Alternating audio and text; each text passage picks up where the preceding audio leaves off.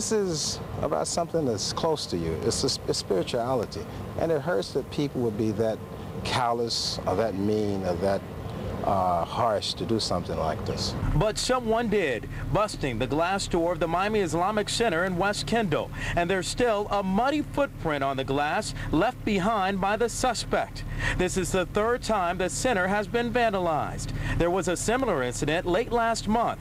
And last year, someone spray painted an expletive and a Nazi swastika, giving members like Jamal Rahim reason to believe these are hate crimes. I just think it's some very misinformed individuals that don't have a clue as to what Islam is all about or what these individuals that go to this masjid is about. The imam is calling for beefed up security by Miami-Dade police, even though the department actively patrols the area. The police have been coming. They have been patrolling at times of the day, but this happened during 10:30 at night and between 5:30 in the morning.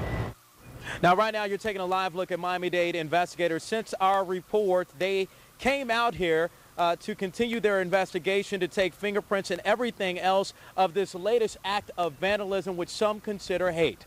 Reporting live from West Kendall, Jawan Strader, CBS 4 News. A scare at Fort Lauderdale Hollywood International Airport when a car smashes straight through a security fence there. A BMW traveling on the west side of Perimeter Road somehow lost control.